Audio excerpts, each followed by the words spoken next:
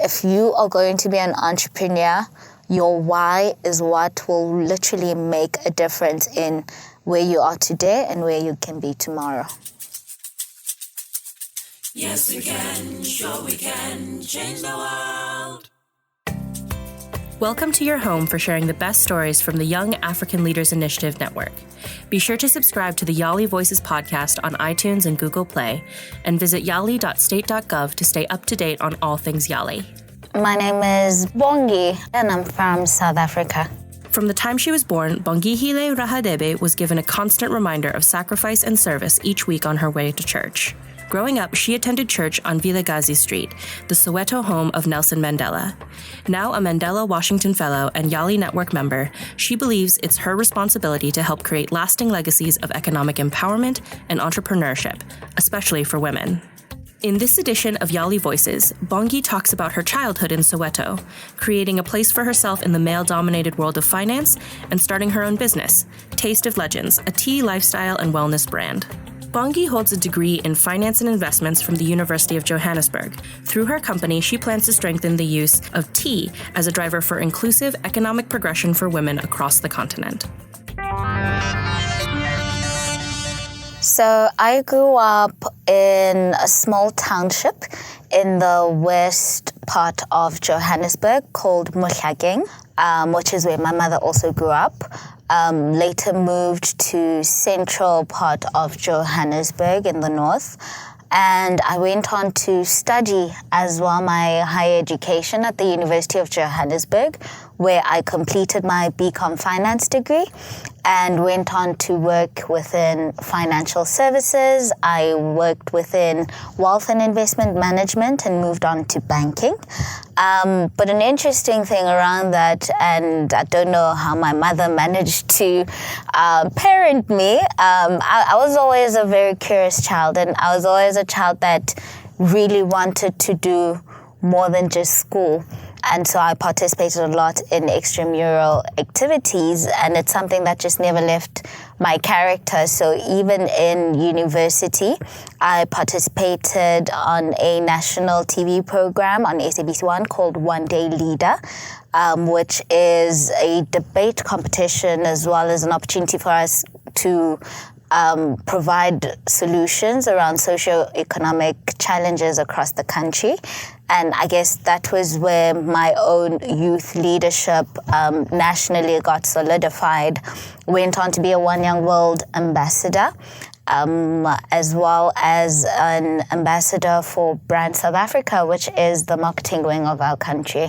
So part of my childhood was I was raised in the Seventh-day Adventist church, and the church that I went to since I was 2 weeks old was a church that is in Vilakazi Street. And Vilakazi Street is actually globally known because Nelson Mandela's home was there, or is still there now as a museum, but as well as Desmond Tutu. He stayed right down the road as well from Nelson Mandela. So it's been such an interesting journey having grown up in that street where, this great icon lived at, and today I can say that I am a Mandela Washington Fellow. I think what Soweto means to Black South Africans, especially having had Nelson Mandela there, was you actually get to realize how it was more than just Nelson Mandela, how the comradeship was really part of what has set the tone of the township itself. So Soweto as a township compared to other townships is actually quite progressive. It's a fully fledged city, right? And that is because of, I think, the full history that it has. One of the things, again, around the township is just how it probably is the home to different parts of the cultures of South Africa as compared to when you go to other provinces. It's just Tswana-speaking people, Xhosa-speaking people predominantly there. but it's so culturally diverse. And I think also there's both a spirit of hardship, because I think with townships, they were never really created as a place of economic livelihood. You know, it really did come about from apartheid. And so to have the Black community be segregated from the main economic activities, you really get to see it from a land perspective, just how small the houses there are. It's only now later in the years that people would then build much bigger houses, and it would really become a place where people enjoy being there. But when you learn about the history, especially around Youth Month, which is in June annually, where the youth of Soweto literally took what was going on in the country and they revolted not only against the Bantu education system, but it really became an opportunity to transform the country itself. And so when people visit Soweto, you cannot go there and not take away the historical part of what it means to have been a young person in Soweto in leadership as well. So I think they've done very well in terms of pioneering the township from that angle. One thing I've learned about leadership growing up in South Africa is that, and from a personal perspective again, I got the opportunity to experience having as well as not having. And I think oftentimes people who haven't experienced South Africa, if they're just coming there just to visit, they get to see the Johannesburg Sandton part and they'd compare it to Europe and they'd think that South Africans are so privileged. You guys have a very developed country, the infrastructure is great, you guys are doing well. But there's much deeper issues that really becomes a tug of war again between those who have and who have not. And that is also seen in the Gini coefficient, which is quite high, because in as much as you'll have a beautiful suburb like Sandton, right across the road will be Alexandra Township, where people are still living in extreme poverty in harsh conditions. And so growing up both with privilege, but again, like I'd said, a lot of my childhood was spent in the township, you really get to almost have a responsibility to live outside of yourself. You have a responsibility to really take the opportunities that you've been privileged to experience and make them to be of useful purpose, not just to you, not just to your family, but to the other kids as well who are still in the township, who are still struggling to get into school, who are still struggling to get employed.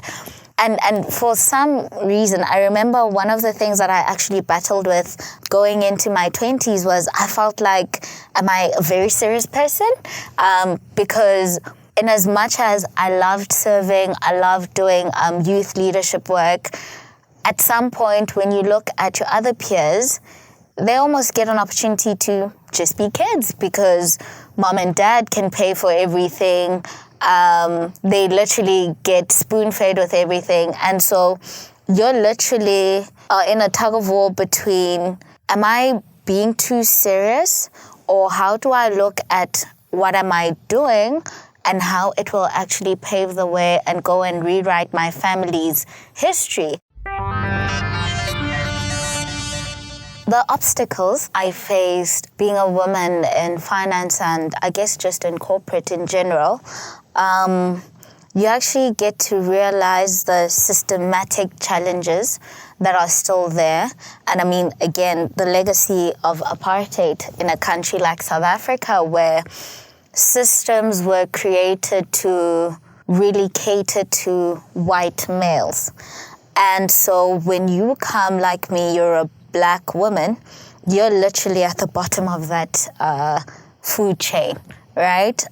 So they call it the triple threat of race, gender, as well as class. But one thing that I've found is you almost have to work twice as hard as well. And at times you're not even getting half of what everybody else is getting. One thing I think I've also struggled with is people will judge you according to how you look, and they'll judge you according to how you dress. They will judge you according to your gender. And so by the time they get to your level of work, it's almost been watered down because of all the external factors that have nothing to do with the work that you're there to do. And I think it almost becomes such a challenging environment to be in, because it's not just something that you experience from males, but from other women as well. And so you actually get to realize how you doing great work isn't just a form of getting certain credentials to your name, but it also becomes a duty, because you would want the journey to be easier for those following.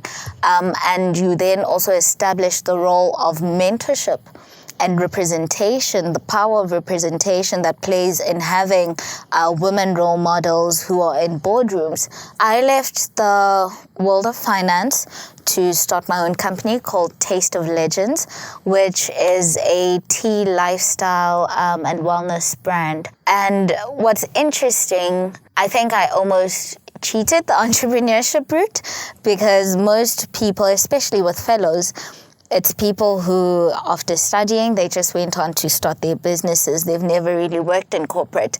And for me, I had my own business since I was 14 years old, doing women's hair. I could do my own hair, and then I started doing my friends' hair and their family members, and then it just became referral, and I had clients through that.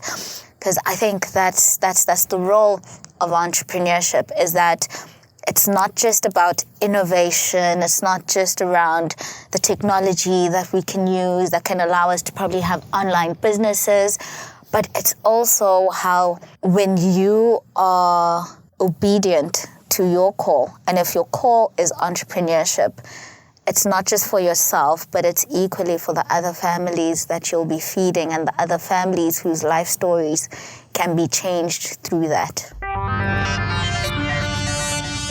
If I had to advise the YALI network on starting their own businesses, number one fundamental word really does become your network. Oftentimes we focus a lot on, when we think of opportunity, the first thing we want is funding opportunities, right? Which is important. You do need capital to get your business going.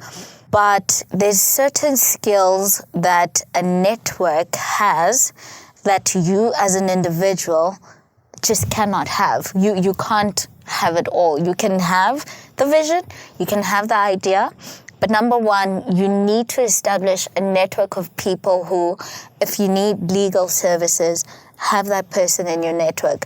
If you need to know how to establish a pricing model, so that's something that's very important with the teas that I have, is knowing how to price them correctly. You need to have those financial management skills. And again, I think touching on financial management skill, personal finance is also a very important skill to have, because oftentimes what we want to do is we treat the business's money as our money, which is very different. And in the long run, when you want to get investors, they look at your books and they look at how you have spent so far with your books, but also how well you know your numbers. I think my experience, both having been in the US and being back home, there's always two fundamental questions that come up when it's got to do with entrepreneurship. What do you do? How does it make money? Those are the two fundamental questions, whether you're meeting with investors, whether it's people who you're trying to build a network with. You really need to know how to answer those two questions very well. And I think another thing that I would add is your true investor is your customer. Oftentimes, people want to live off pitches. And, the startup community, it's such a big trend to own a startup, and this is what my startup is doing. That's great. So you could go pitch, you could win at a pitch, they could fund you, but the true investment and the true test of whether your idea is good becomes your customer. So I think focusing on your customer is very important. Knowing your numbers is very important. And again, I think knowing how to package your business beyond just the product or service that you're selling.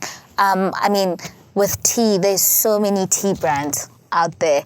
Anybody could start a tea business. But the fundamental difference isn't because I have a great idea. It's all in execution. So you really need to know how to execute very well. But again, find a purpose and brand story that moves just beyond your product or service, because that's what people buy into. People literally buy into your why. Your how could be completely messed up right now. That's fine. You can find an accountant. You can find a marketing manager. You can find a brand manager. You could find technical assistance for the technology that you need. But people invest in people. And if you are going to be an entrepreneur, your why is what will literally make a difference in where you are today and where you can be tomorrow. My hope for the YALI network, I think we know how incredible we are as young people, but we need to truly believe it, live it, and breathe it each and every single day. The opportunity of lives being changed beyond the network, the opportunity of other young people coming across a YALI network member and finding out just the incredible work that we're doing. I think one thing that makes me hopeful and that really does lead to one of my hopes for the YALI network is that we really become the people who run our countries.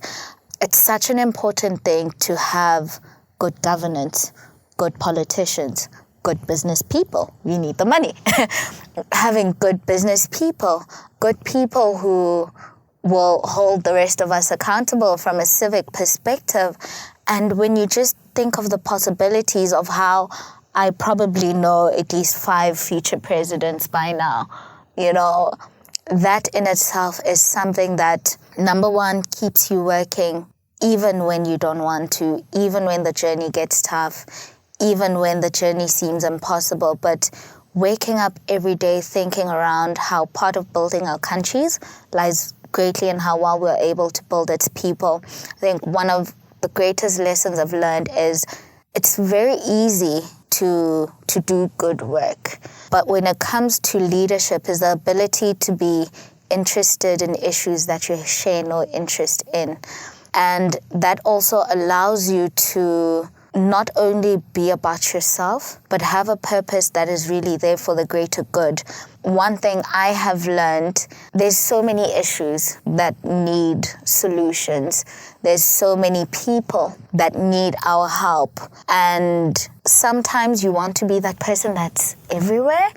When you're in a network, you don't need to be everywhere. You just need to be in the place that you occupy, but you need to occupy that position well, because that teaches you that in as much as you can't do it all, but together we can do it all. Thank you, Bongi. Be sure to come back for more inspiring stories from young African leaders on the YALI Voices podcast. Join the YALI network at yali.state.gov and be a part of something bigger.